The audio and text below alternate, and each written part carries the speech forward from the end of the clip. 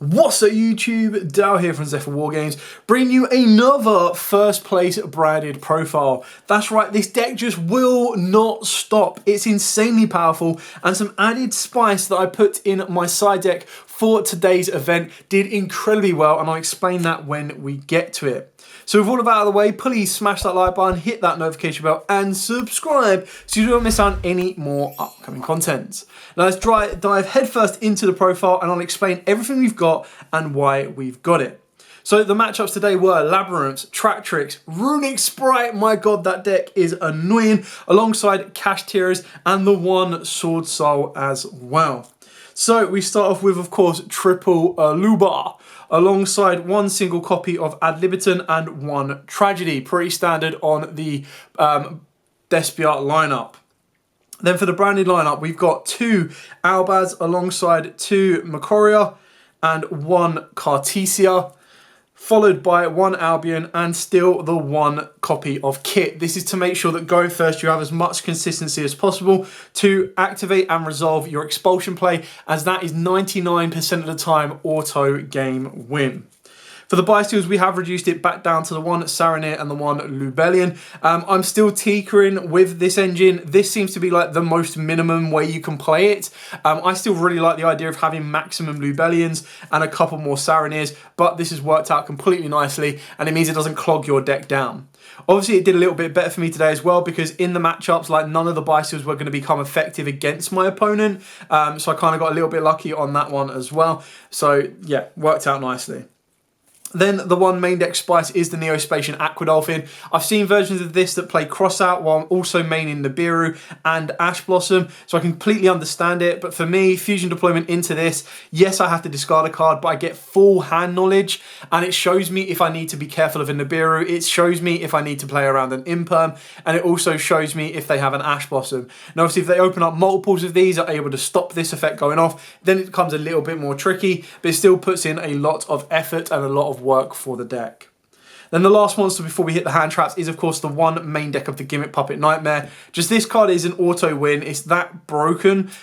Giving this to your opponent, not only can cash, like, not summon in general, unless they've got the birth and then normal summon a monster, but it pretty much shuts down every deck you're going to be facing. It shuts down the Branding matchup, it can slow down the Tractrix matchup, and it can also slow down the Labyrinth matchup. But to deal with those, there are more cards in my side deck that I'll show you a little bit later on. You can, of course, be utilising these to the max potential.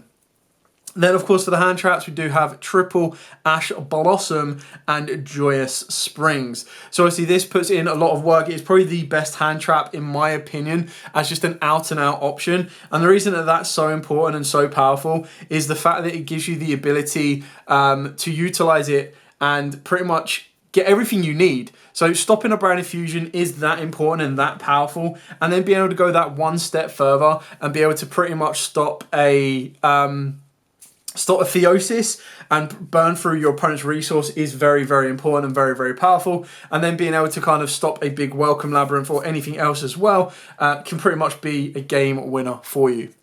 Then, of course, your Mac Daddy, the most important card. This deck wouldn't be a thing without this, and that is, of course, Branded Fusion. There's no reason to play a single copy less than maxing out on 3.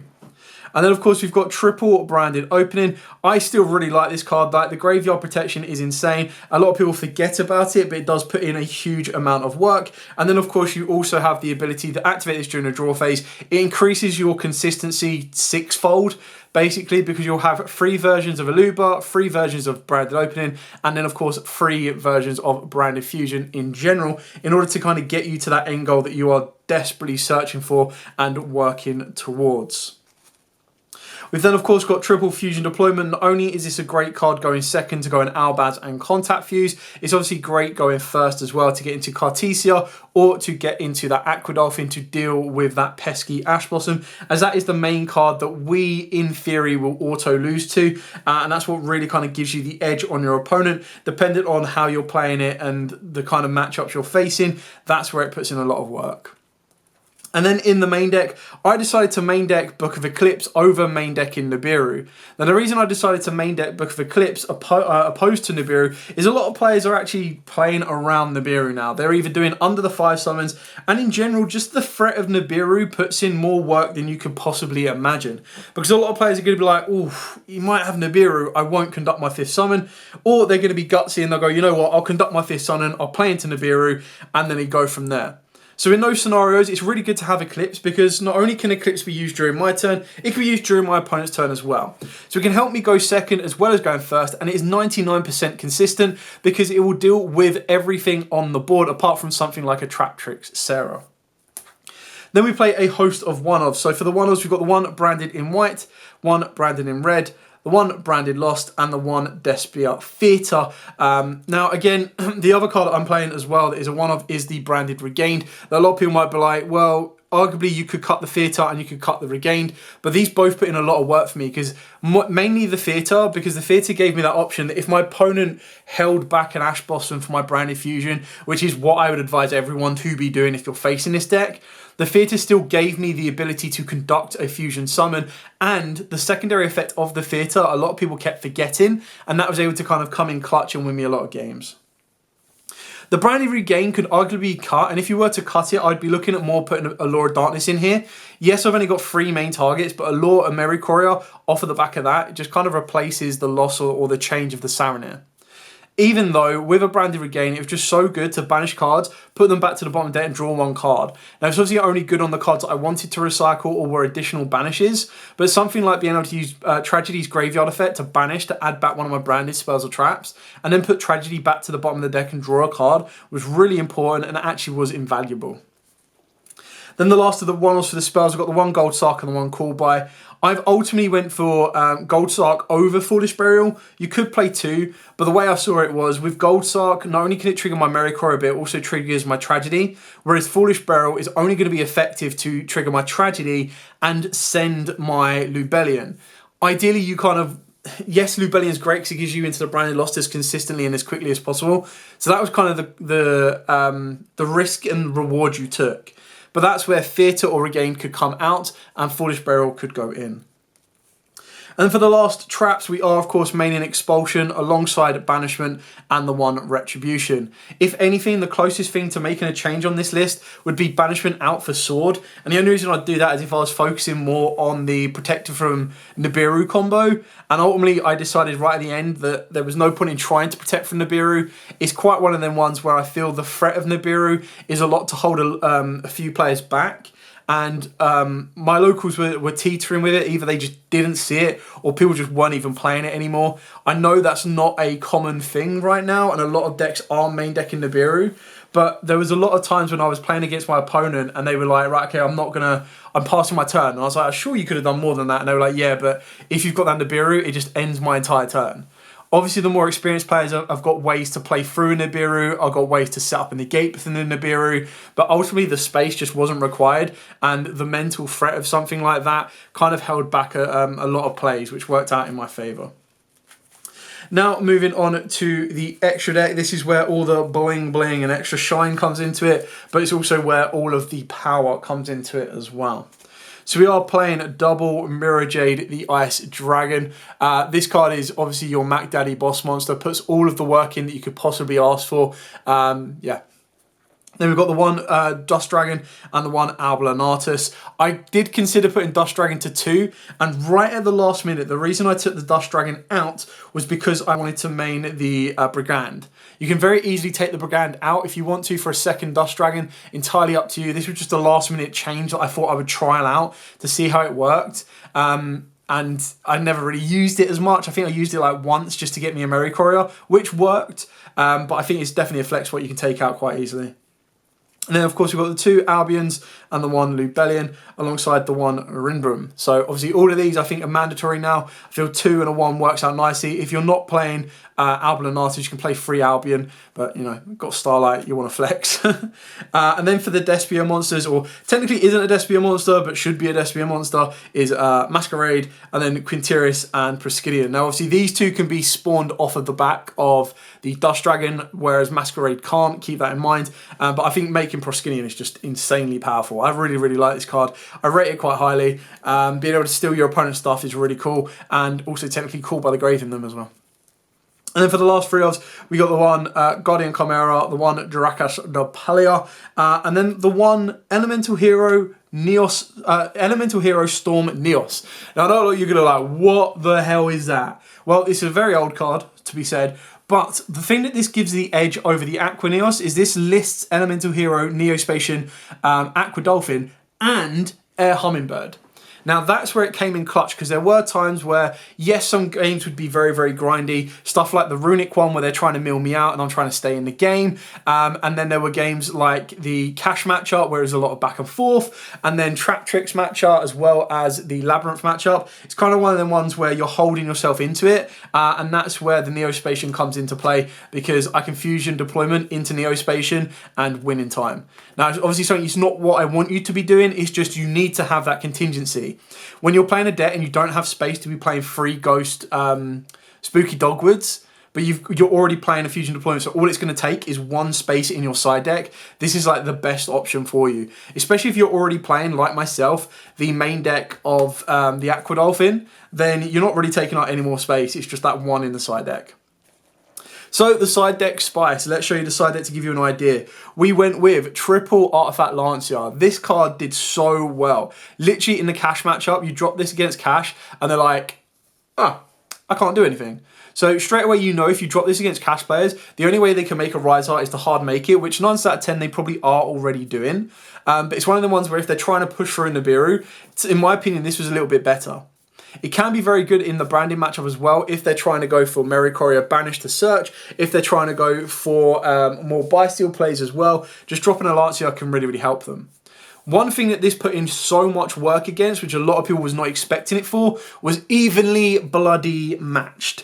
Now, there's a lot of times where the biggest weaknesses for something like a branded matchup is an Ash Blossom on Branded Fusion or an evenly matched. An evenly matched can crack the entire board and leave you with 1 card left to play. And unless that 1 card is like a banishment or that 1 card is like a branded in red, which again, if you've held it back, you don't really have a negate.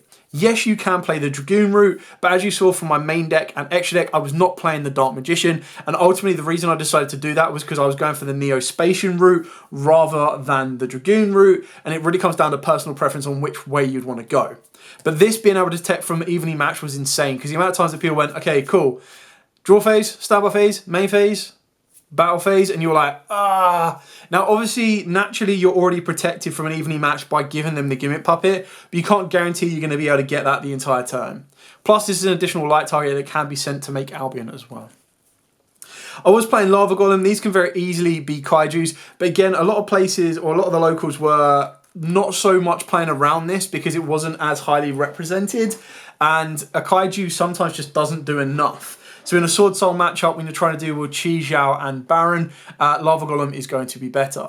Yes, it does eat up your normal summon, but that's where Branded Fusion comes into play, and it is a risk playing it, but it's one of the ones where you kind of have to calculate the risk and reward. And then the penultimate monsters, we played 2 Denko Sekka and the 1 Jinzo. Now the reason we've got the Jinzo in the side deck is it's one of them ones where if you go first and you know you're going to be up against a trap deck, something like Trap Tricks or against Labyrinths more so likely, you can actually activate Expulsion and give them Jinzo. And the reason you give them Jinzo is because they can't really get rid of it. And it really, really struggles for them to kind of deal with it. Yes, the best thing they can do is try and change its battle position the next turn and then attack with it. But being able to put Jinzo on your opponent's board in defense, they can't do anything. It's stuck in defense, they can't tribute off, they can't use any of their trap effects, and it makes life very difficult. The reason I play Jinzo and Denko was like, if I'm going into game 2 or 3 and I know I'm going first, I go with Jinzo. If I know my opponent's going to make me go second, Denko is just as good and is basically the trap version of Lava Golem.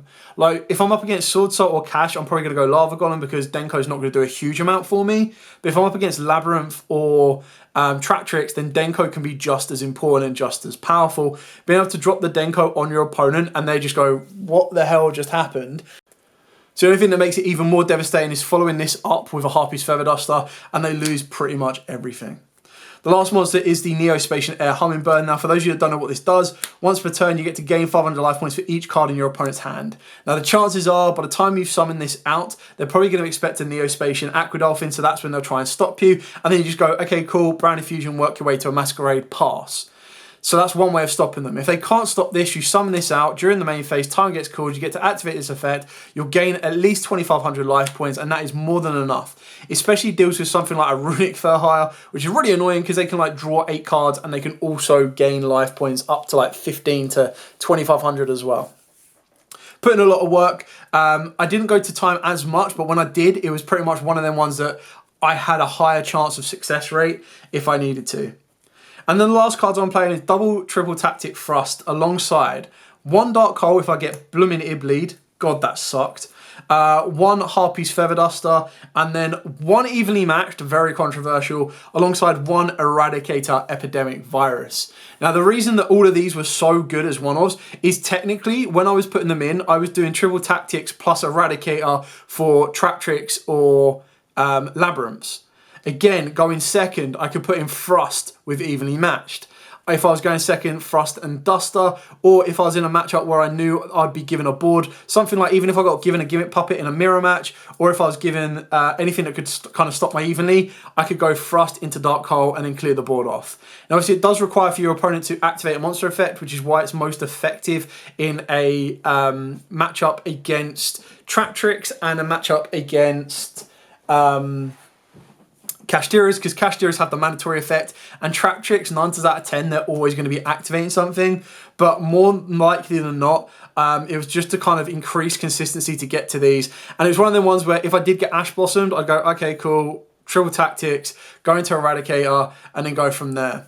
The best thing about it is it also gave me that ability to loop around the Masquerade Dragon, because I could burn my opponent under this, activate Eradicator, get rid of this once they've set and searched all their traps, and then clear their board off. And then I was already in a position of control, and that's where it puts in the most work. It's just such an incredibly powerful card because you call spells against Cashteras, they can struggle a little bit. Against Runics will definitely struggle. And then being able to call traps against Labyrinths or Trap Tricks. Yes, they can set their traps and they can search their traps other ways, but being able to clear out their back row can be very, very important and takes away all their advantage for them. Anyway, that is it for the profile. I hope it's given you a couple of ideas. It worked incredibly well for me. There are still a few more changes. Like I changed this deck on an insane regular basis. I'm always chopping and changing ratios, always chopping and changing tech cards to kind of fit the local environment while also tweaking around with what I could possibly face and everything else, and testing out for bigger environments and bigger events as well. Anyway, thank you so much for watching. Don't forget to like, comment, subscribe, share. Till next time, guys, as absolutely always, stay safe. And of course, happy dueling.